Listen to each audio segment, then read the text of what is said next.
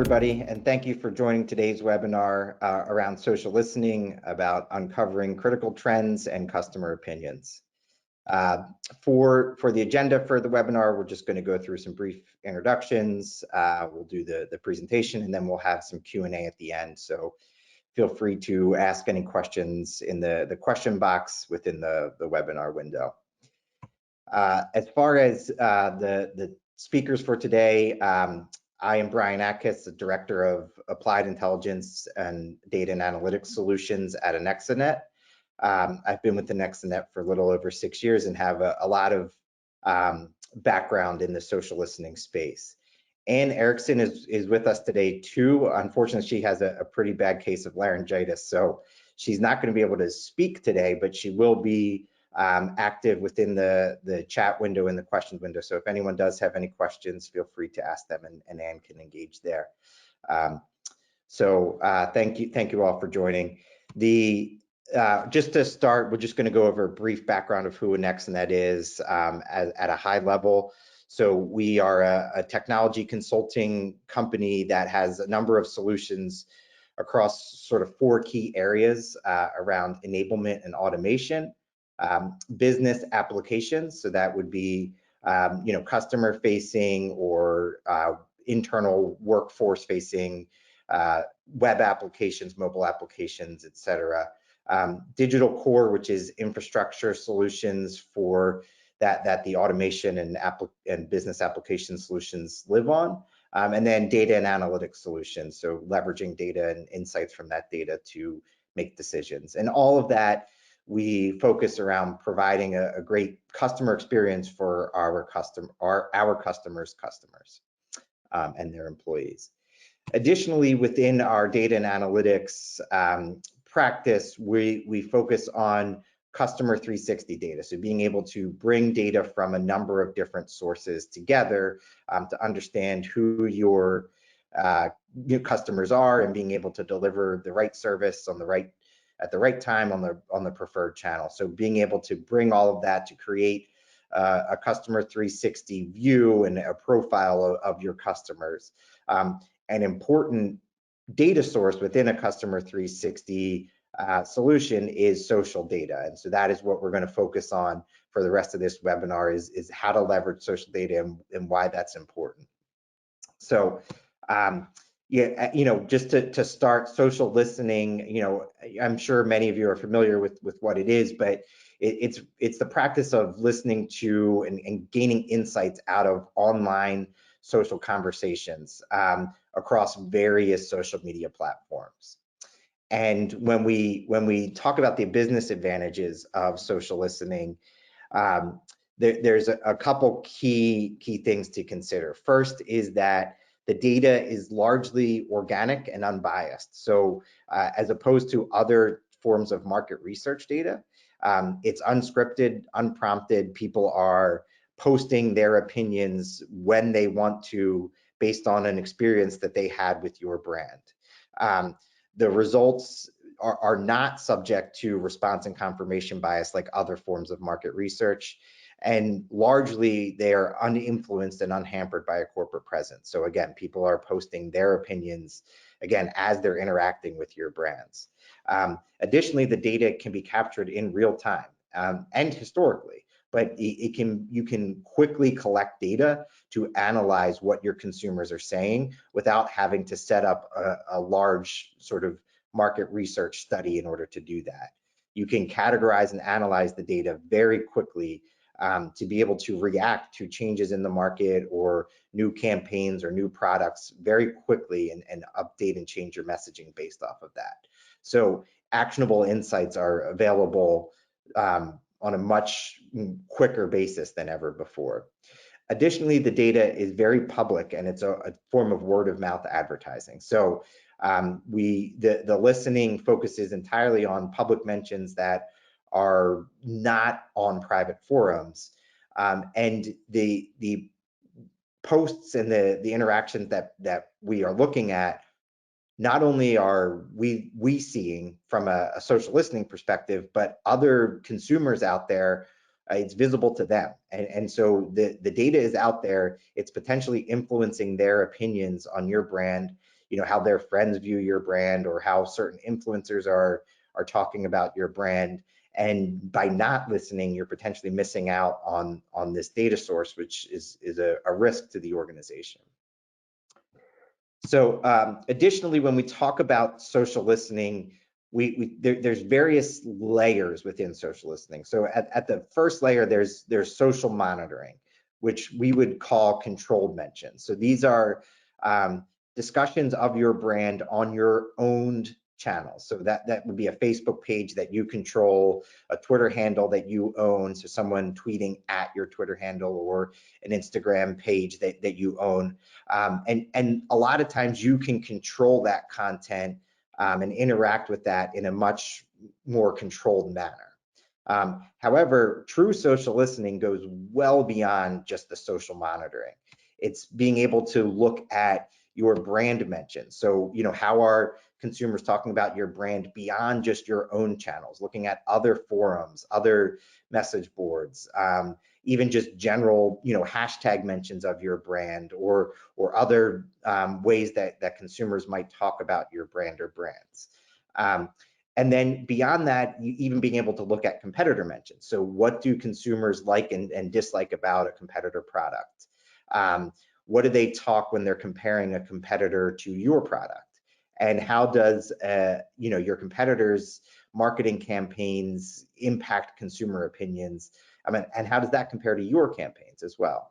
And then at an even broader view, looking at just general industry and product mentions. So what are trending topics within your overall industry? If we look at the food and beverage industry, for example, are there trends talking about GMO products or palm oil or other types of just activist type of conversations that might be happening within the industry as a whole that you want to be aware of and keep track of.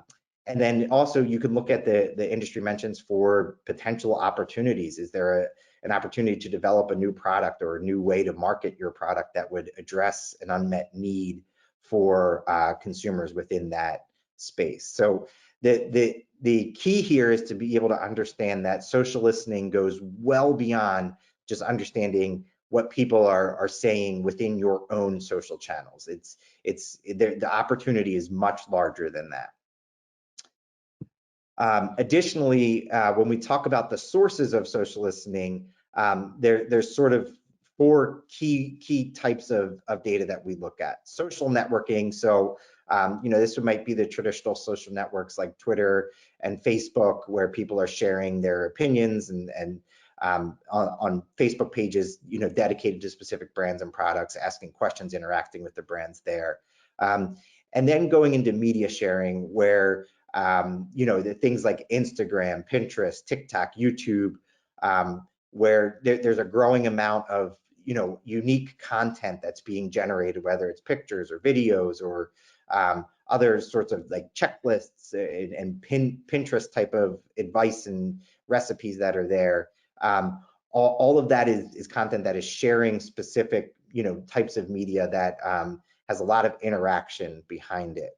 And then there's also the blogging and community building. So things, forums, Reddit's a huge forum where there's dedicated pages for specific topics and industries and even brands. And it's important to understand what is happening within those forums and other forums like that, where there are conversations happening, or blogs like Tumblr and other types of blogs where there's personal diaries and entry posts. I know a lot of bloggers talk about the brands that they focus on or that they partner with and provide content that way as well. And then there's review sites where consumers are providing feedback on brands and products and other things related to that. And then the fourth type of data is a little unique. This is going back to my discussion around Customer 360, being able to integrate the social data that we just talked about from these other three sources with other types of unstructured data around your customers. That could be survey data that you use, call center data. So if people are calling into your call center, are you leveraging that to understand what insights can be gained from those customers, or even your focus group data and other types of data around your customers, and bring that all together to create a cohesive view of who your customers are. Additionally, we have a number of types of reports that we typically recommend for our clients and how they interact with the data.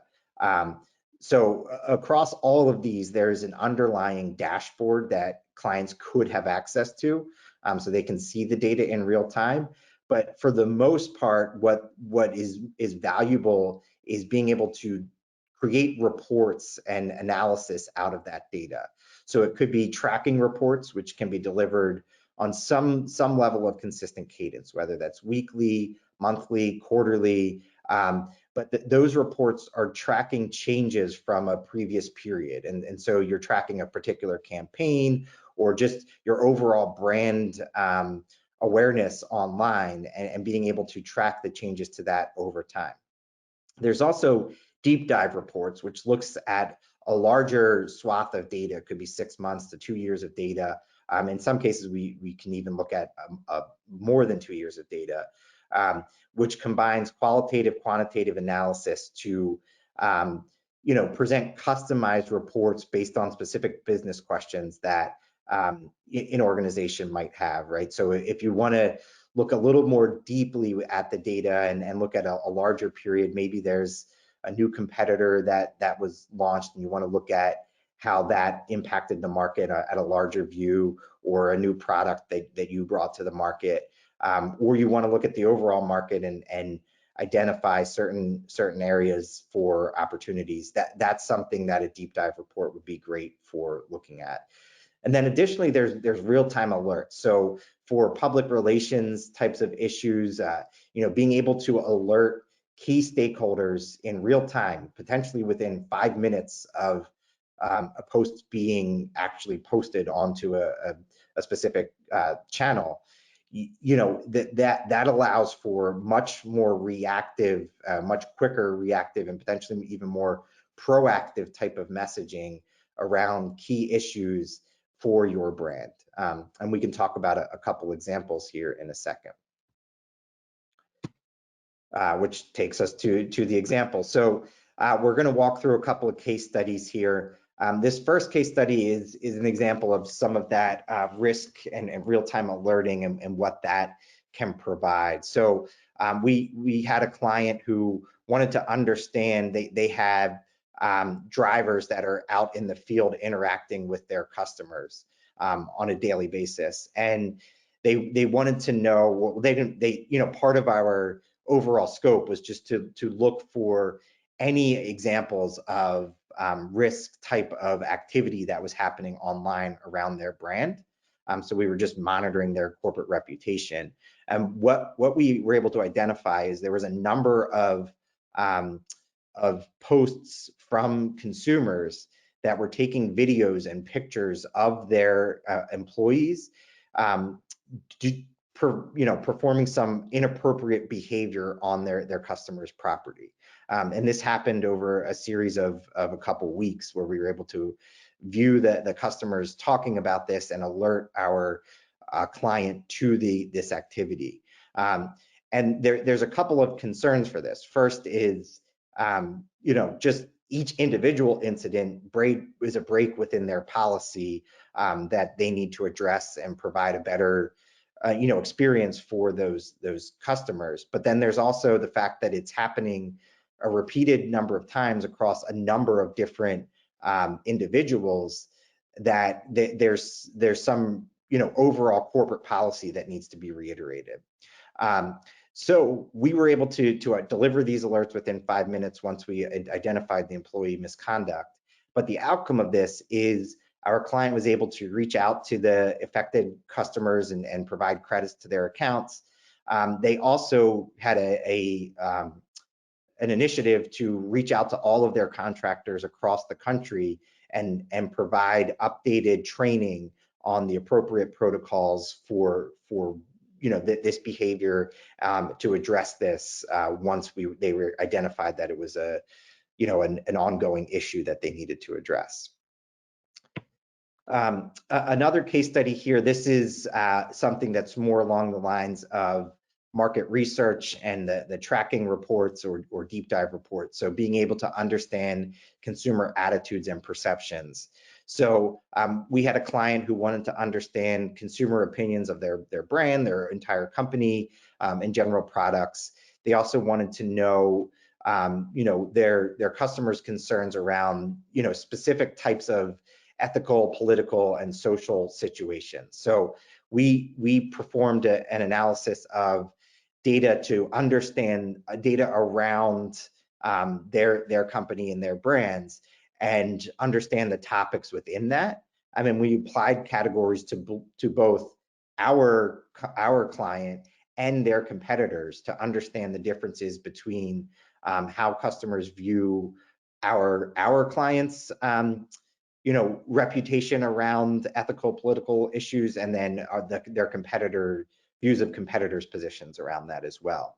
And we identified several topics of concern for our specific client, whether that was related to GMOs or conflict palm oil, and other types of activist type of issues. They were able to draw attention to their efforts in these spaces, which was able to draw significant sort of increase in positive public relations for them, which they could get ahead of. Additionally, another aspect of the type of listening that you can do is understanding why do consumers choose your competitors or your brand over your competitors. So we had a client that wanted to understand brand loyalty around their brand and their products and why consumers switched and the brand loyalty drivers for competitor brands. So we did a comprehensive linguistic analysis of social data around both our clients' brands and their competitor brands. And we identified traits that were desirable by consumers and why they would choose our clients' brands over another brand. And what we found is that things like high quality, family traditions, and brand values were much higher for our client than the competitors. The competitors had other factors that they would have, like sweepstakes and different things that were drawing attention to them, but they weren't focusing on these types of differentiators that our client was able to identify and then adjust their messaging as it was a huge differentiator within their brand. So because we identified these unique traits, our client was able to create messaging that sort of continued that differentiation. And another example is looking at how owned content is performing. So across a number of different channels, whether this is Twitter channel, Facebook pages, Instagram posts, our client wanted to understand the efficacy of their current content strategy and their messaging, the tone of the messaging, and then also of the specific, they use a lot of pictures and videos, and how those were gaining sort of interactions with their customers. So what we did is we crafted a unique study looking at 3 years of their owned content, and looking at the imagery and the captions within that, and categorized it as nostalgic, playful, clever, amongst a few other categories as well. And what our client thought was that the nostalgic posts were the ones that were providing the most interaction and were the theme that they should be sticking with for their consumers. But what we actually found was the playful and clever types of messaging were the ones that their target audience was resonating the most with. And so they were able to take those insights and implement more of the clever and playful themes on an ongoing basis to take advantage of the fact that that's the type of interactions that were resonating with their target audience. What's interesting here is this brand is also targeting a more youthful audience than they had in the past, which then makes a lot more sense why the playful and clever types of posts would be more engaging for that youthful audience than the nostalgic posts, which traditionally, were focused on maybe the older generations that they were targeting. And then one last case study that we'll share is around crisis events. So this is an example of a client that had so an unfortunate event happened to them related to a recall. And so they utilized us to identify just any sort of public relations issue related to their brands. And so we actually identified an unusual series of posts suggesting that there was a new recall for our brands, for our company's brand, a specific brand that they had. And this was a few months after they actually did have a recall, which they announced publicly, and then recalled the products and dealt with the public relations from that.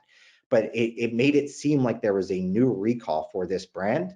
And it gained a lot of attention on social media, like hundreds of thousands of interactions, where they were getting people calling into their call center asking, is there a recall on these products? Because their consumers were confused because they were seeing this online. What actually was happening was there was a bot farm that was creating this false content that was making consumers think that this was a new recall, and they were purposely doing this. And our brand, that we basically made them aware of this, where this was happening, what channels it was occurring on, what those interactions were, and they were able to essentially react to this and provide some messaging on their website, on their social channels, to their consumers to let them know this is in fact misinformation, and then address the fact that there is no recall and the products are safe. They were also able to work with, in this case, it was mostly on Facebook, to get the accounts that were posting this information deactivated, so they can address this issue. So it was a critical type of event that even if something's not true, it can impact your consumers in a way that you really need to stay on top of this type of information. So that was 5 examples of sort of specific types of use cases within social listening. There's a lot more that can be done. It's not limited to that. Whether it's understanding the information that resonates with your customers or identifying gaps in the market, potentially even looking at brand advocates or partners that are influential in the online community, leveraging a type of analysis to find those influencers and be able to target them, or at least be aware of them, and even who competitors are working with, and tracking what they're doing from that perspective. There's a lot of different use cases within the social listening realm. So with that said, that really wraps up the bulk of our presentation. We will take a second here for some Q&A for any questions that anyone has either already posted, or if you have any additional questions, feel free to type them in the question box. Hi, Brian, it's Patty. We did have a few questions come in during the presentation. Our first question is, if we wanted to implement social listening, how would we get started? Yeah, that's a really great question. So there's a number of tools and platforms out there. There's actually quite a few that will provide access to data. And so, what we typically recommend is working with, groups that can help you identify what the right tool is, and then do some initial listening on your brand, your brands, your products, those competitor keywords, and understand what is out there. Just do an initial view of what data exists, and then identify what type of listening would be most critical for your organization, right? If you have a lot of information that's out there across all of your brands, then figure out what type of tracking reporting should occur, what type of, looking at insights around the overall market as well. Thank you. Our next question is, what type of information can be gathered around influential users? That's a great question, and I sort of we touched on that at the very end, but not much throughout. So there's a huge push for influencers and influencers working with brands within the past few years, especially if you look at the growth of TikTok and other sort of types of content like that, and individuals that can impact public perception just based on the followings that they have and the way that they interact with their followers. So a lot of information can be gathered around influencers. We can identify who are the influencers within a particular space that are most active. Do those influencers talk about your brands and products or your competitors' brands or products? And then even look at the reach of those influencers, the types of content that they post, whether it's informative, whether it's entertainment, whether it's different types of interactions that they're getting with the consumers, and then measuring them to see who is the most influential and the best sort of target for your brand to either work with or at least be aware of. So there's lots of different types of information that can be gathered around influencers.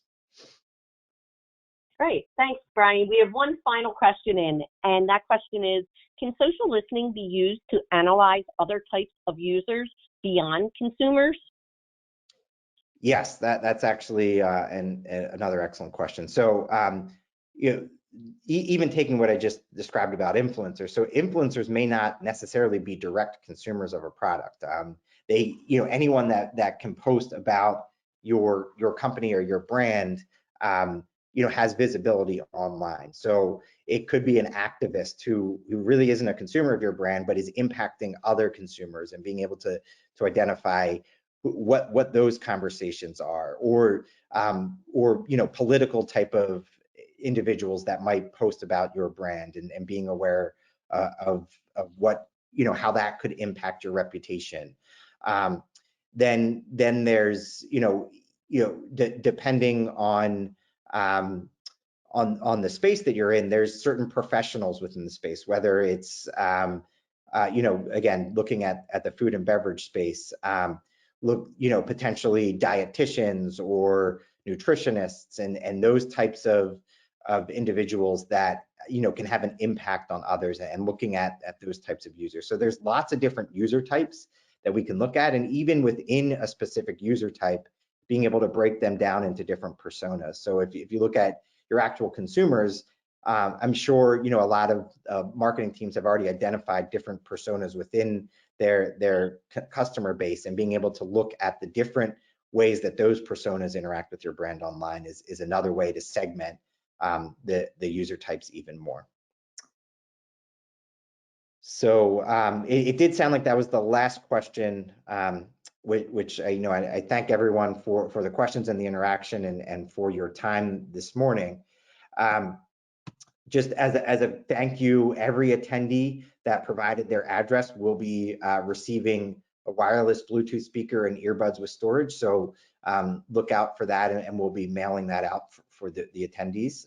Additionally, as a next step, if anyone is interested in learning more, we'd be happy to set up a meeting to evaluate your social listening initiatives and provide a complimentary analysis for your brand as well, just to dive a little deeper and to thank you for your attendance for today's webinar. So again, thank you everyone for joining, and have a great rest of your day. Thank you, Brian.